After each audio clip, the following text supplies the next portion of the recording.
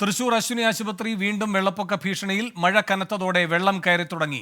അത്യാഹിത വിഭാഗത്തിന്റെ പ്രവർത്തനം നിലയ്ക്കുന്ന സ്ഥിതിയാണ്. സൂരജ് സജി പുതിയ വിവരങ്ങളുമായി ചേരുന്നു തൃശൂരിൽ നിന്ന്. സൂരജ്, എന്താണ് ഈ വെള്ളപ്പൊക്കം ഉണ്ടാക്കിയ ബുദ്ധിമുട്ടിനെ പറ്റി ആശുപത്രി അധികൃതർ പറയുന്നത്? വേണു, തുടർച്ചയായി ഈ മേഖലയിൽ വെള്ളം കയറുന്ന ഒരു സാഹചര്യമാണ്. ഈ മുന്നിൽ ഞാൻ നിൽക്കുന്നതിന് പുറകിലൂടെ ഒരു കാന ഒഴുകുന്നുണ്ട്. ഈ കാന കൃത്യമായി ശുചീകരിക്കുന്നതിനും അതിന്റെ ഈ കെട്ടുകൾ ഉയർത്തിക്കൊണ്ട് ഇതിന്റെ ഈ വെള്ളം കൂടുതലായി സംഭരിച്ചൊഴുക്കി വിടുന്നതിനുള്ള സംവിധാനം ഒരുക്കാതെ പോയതാണ് ഈ ഒരു പ്രതിസന്ധിയിലേക്ക് പോയതെന്നുള്ളതാണ് പറയുന്നത്. അതിനു മുൻപ് വരെ, അതായത് വലിയ പ്രളയകാലത്ത് പോലും ഇവിടെ വെള്ളം കയറിയിട്ടില്ല എന്നുള്ളതാണ് ഈ പ്രദേശവാസികൾ ഉൾപ്പെടെ പറയുന്നത്. ഈ ആശുപത്രിക്കകത്തേക്ക് മാത്രമല്ല, ആശുപത്രിക്കകത്ത് ആദ്യഘട്ടത്തിൽ അത് കഴിഞ്ഞ ആഴ്ച വെള്ളം കയറിയപ്പോൾ തന്നെ 3 കോടിയുടെ നാശനഷ്ടം ഉണ്ടായിരുന്നു. അതിനുശേഷം 2 ദിവസം മുൻപ് വീണ്ടും ആശുപത്രിയുടെ പ്രവർത്തനം നിലച്ചു. അതിനുശേഷമാണ് ഇന്ന് രാവിലെ ഈ ഒറ്റ മണിക്കൂർ പെയ്ത മഴ. അതിനുശേഷം ഇപ്പോൾ മഴ വിട്ടു നിൽക്കുന്ന ഒരു സാഹചര്യമുണ്ട്. പക്ഷെ എന്നാൽ പോലും ഈ ആശുപത്രിക്കകത്തേക്ക് ഇരച്ചെത്തിയ വെള്ളമാണുള്ളത്. 2018 ഈ പ്രളയം നടന്ന സമയത്ത് പോലും ഈ വെള്ളം കയറിയിട്ടില്ല ഈ മേഖലയിൽ എന്നുള്ളതാണ് പറയുന്നത്. എന്തായാലും നമുക്കൊരു പ്രതികരണത്തിലേക്ക് പോലേടാ. 2018 പ്രളയം വന്ന ആകെ ഒരൊറ്റ ദിവസം കുറച്ച് ഇതിലേക്ക് വെള്ളം കയറിയുള്ളൂ. ഇപ്പോഴാണ് ഇതിന്റെ ഉള്ളിൽ കടക്കകത്തേക്ക് കയറിയില്ല, കുറച്ച് കയറി. അത് അന്നത്തെ ഒരൊറ്റ ദിവസം കയറി. അതിലേറെ വെള്ളമാണ് ഇപ്പൊ. അതിലേറെ വെള്ളം വന്നു കഴിഞ്ഞാൽ മുട്ടിന്റെ താഴേക്കാണ് കഴിഞ്ഞ പ്രാവശ്യം മഴയിലുണ്ടായിരുന്നത്. ഇപ്പൊ ഇത് പൊക്കിയിട്ട് എന്താ ക്ലീൻ ചെയ്തിട്ട് അവർ ഇന്നലെ ക്ലീൻ ചെയ്തിട്ട് അതിനതിലും ഇന്നാലും കയറി. ഒരു ഞെരിയാണിക്കൊപ്പം ഇതുവരെയൊക്കെ കാലിൽ ഇതുവരെയൊക്കെ കയറിയിട്ടുണ്ട്. ഫുള്ള് കടയിൽ ഫ്രീസറുകൾ സാധനങ്ങളെല്ലാം മുകളിലാണ് കയറ്റി വെച്ചിരിക്കുന്നത്. ഒക്കെ പിടിച്ച് മുകളിൽ കയറ്റിയിട്ട് അല്ലാതെ അത് നശിച്ചു പോകും. അതാണ് എല്ലാം. ഇതപ്പോ ഇന്നത്തെ കച്ചവടങ്ങൾ മൊത്തം പോയി. മഴ വരുമ്പോ ഫ്രീസർ പൊക്കി കസേര വെക്കണം. അല്ല, വെച്ചില്ലെങ്കിൽ അത് നാശമായി പോകും. അത് പൊക്കി പിടിച്ച് പിന്നെ അത് അതിൻ്റെ ഉള്ളിൽ 1-2 ഉണ്ട്. അതൊന്നും പൊക്കി വെക്കാൻ പറ്റുന്നില്ല.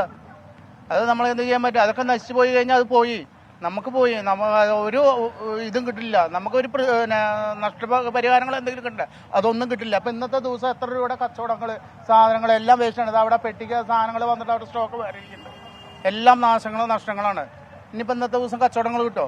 ആകെ ഇത് ഈ വെള്ളം കയറുമ്പോഴാണ് ഈ വിഷയം വരുന്നത്. അല്ലെങ്കിൽ ഇപ്പോൾ സാധാരണ പോലെ മഴ വന്നാൽ കുറച്ച് നേരം നമുക്ക് കച്ചവടം മോശം ഉണ്ടാവുമായിരിക്കാം. അത് കഴിഞ്ഞാൽ വരും. ഇന്നത്തെ ദിവസം കഴിഞ്ഞില്ല. ഇനി ഇത് ക്ലീൻ ചെയ്ത് എപ്പോൾ കട തുറക്കും? അതാണ് വിഷയം.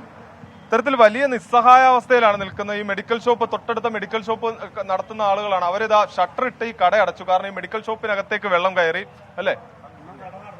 അതാണ് രാവിലെ തുറന്നതാണ്. 1-ാം തീയതി ആയതുകൊണ്ട് കൂടുതൽ കസ്റ്റമർ പറഞ്ഞ ദിവസമാണ്. പക്ഷെ കട തുറക്കാൻ നമുക്ക് വർക്ക് ചെയ്യാൻ പറ്റുന്നില്ല. എങ്ങനെ ഇവിടെ വെള്ളം കയറുന്ന മേഖലയായിരുന്നു പണ്ടൊക്കെ? പ്രളയം വന്നിട്ട് വരെ വെള്ളം കയറാത്തൊരു സ്ഥലമായിരുന്നു. ഇപ്പൊ ഇത് ചാല് പണിത് വീതി നന്നായിട്ട് കുറഞ്ഞു. അതോടുകൂടിയിട്ട് വെള്ളം എല്ലാ കടകളിലേക്കും കയറി തുടങ്ങി. അങ്ങനത്തെ ഒരു അവസ്ഥയിലാണ് ഇപ്പോ. പരാതി പറഞ്ഞിരുന്നു നമ്മൾ? പരാതി ഒരുപാട് പരാതികൾ കൊടുത്തിരുന്നു. എല്ലാവർക്കും. എന്താ അധികൃതർ എന്താ പറയുന്നത്? അധികൃതരുടെ ഭാഗത്തുനിന്ന് യാതൊരു പ്രതികരണമില്ല. അവര് തിണ്ടി കെട്ടാനാണ് പറയണത്. നമ്മുടെ അടുത്ത് അവരെ കയ്യിൽ ഫണ്ടില്ല. കോർപ്പറേഷന്റെ കയ്യില് ഫണ്ട് ഇപ്പൊ നമുക്ക് എടുത്തു കൊടുക്കാൻ പറ്റില്ല. കയ്യിൽ നിന്ന് നമ്മുടെ നികുതി നമ്മൾ കൃത്യമായിട്ട് കൊടുക്കുന്നുണ്ട്. കൊടുക്കുന്നുണ്ട്. അവര് വന്ന് മേടിക്കണമുണ്ട്. ഓരോ നികുതിക്ക് ഓരോന്ന് കൊടുക്കുന്നുണ്ട് വന്ന് ചോദിക്കുമ്പോ. ഇത്തരത്തിൽ തന്നെയാണ്, അതായത് ഈ കാന പണതയിലുള്ള ഒരു അശാസ്ത്രീയത അത് തന്നെയാണ് ഈ മേഖലയിൽ വെള്ളക്കെട്ടിൽ ആഴ്ത്തിയതെന്നുള്ളതാണ് പറയുന്നത്. ആ കണ്ണാടിക്കൂട്ടിൽ കാണാം ഇന്ന് വലിയ രീതിയിൽ, അതായത് ഇവർ പ്രതീക്ഷയോടെ വാങ്ങിവെച്ച പലഹാരങ്ങളൊക്കെയാണ്, അതെല്ലാം തന്നെ അവിടെ ഇരിക്കുന്നുണ്ട്. പക്ഷെ ആരും തന്നെ ഈ കടയിലേക്ക് കയറില്ല എന്നുള്ളതാണ് വേണു. ഈ നിസ്സഹായാവസ്ഥയിൽ നിൽക്കുന്ന ഈ കച്ചവടക്കാരെ കാണാം. മറുവശത്ത് ആശുപത്രിയിൽ കാഷ്വാലിറ്റിയുടെ പ്രവർത്തനം തന്നെ നിലയ്ക്കുന്ന ഒരു സാഹചര്യമുണ്ട്. വടക്കേ ബസ് സ്റ്റാൻഡിന് സമീപം വന്നു കഴിഞ്ഞാൽ ഈ വെസ്റ്റ് പാലസ് റോഡ് പൂർണ്ണമായും തന്നെ വെള്ളം കയറി കിടക്കുന്ന ഒരു സാഹചര്യമുണ്ട്. കോർപ്പറേഷൻ സെക്രട്ടറിയുടെ വീട് ആ മേഖലയിലാണ് ഈ വെള്ളം കയറി കിടക്കുന്നത് എന്നുള്ളതാണ്. അതുകൊണ്ട് തന്നെ എന്നിട്ട് പോലും, അതായത് കോർപ്പറേഷൻ സെക്രട്ടറിയുടെ വീടിന് മുന്നിൽ പോലും വലിയ വെള്ളക്കെട്ട് രൂപപ്പെട്ടിട്ടും ഇതിനൊന്നും കണ്ട ഭാവം നടിക്കുന്നില്ല എന്നുള്ളതാണ്. ചേട്ടാ, ഇത് വലിയ പ്രതിസന്ധിയിലല്ല നമ്മളൊക്കെ? പിന്നെ തീർച്ചയായിട്ടും ചോദിക്കല്ലേ, മഴ പെയ്തു കഴിഞ്ഞാൽ വെള്ളം ഇങ്ങോട്ട് കയറും. ഇത് കോർപ്പറേഷന്റെ അനാസ്ഥ തന്നെയാണ്. അതിൽ യാതൊരു മാറ്റമില്ല. ഇത് ഞങ്ങൾ സാധാരണക്കാരെ ഇതുകൊണ്ട് ഞങ്ങളെ മൈൻഡ് ചെയ്യില്ല അവര്, വേറെ ഒന്നുമല്ല. ഹോസ്പിറ്റലായ കാരണം അവിടെ എത്രയും പെട്ടെന്ന് കാര്യങ്ങളൊക്കെ ചെയ്തു കൊടുക്കണു.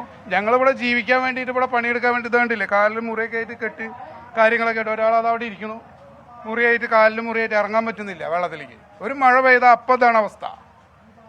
ഇത് ഈ കോർപ്പറേഷൻ്റെയും ഇന്നലെ ഇപ്പം മേയറും MLA ഒക്കെ വന്ന് പോയിട്ടുണ്ട്. ഇതുകൊണ്ട് ഇപ്പം എന്തെങ്കിലും കാര്യം ഉണ്ടാവുമോ എന്ന് വെച്ചാൽ ഞങ്ങൾക്ക് അറിയില്ല. അതിപ്പോൾ ഈ മഴ തുടങ്ങി അന്ന് മുതൽക്കുള്ള ഒരു സംഭവമാണത്. ഇന്നിപ്പോൾ വലിയ കാർമേഘം തൃശ്ശൂരിന് മുകളിൽ നിൽക്കുന്നു എന്നൊക്കെയാണ് പറയുന്നത്. ഇന്നത്തെ മഴ ഭയങ്കര സ്ട്രോങ് തന്നെയാണ്. കാലത്തോട്ട് തന്നെയാണ് അവസ്ഥ. ഇങ്ങനെ തന്നെയാണ് വേണു. തൃശ്ശൂരിനെ സംബന്ധിച്ച് വലിയ മഴക്കോൾ ഇതാ വീണ്ടും മഴ ശക്തി പ്രാപിക്കുന്ന ഒരു സാഹചര്യമാണ്. ഇടയിലൊന്ന് വിട്ടു നിന്ന മഴയാണ്, പക്ഷേ വീണ്ടും ഈ മഴ ശക്തി പ്രാപിക്കുന്നു.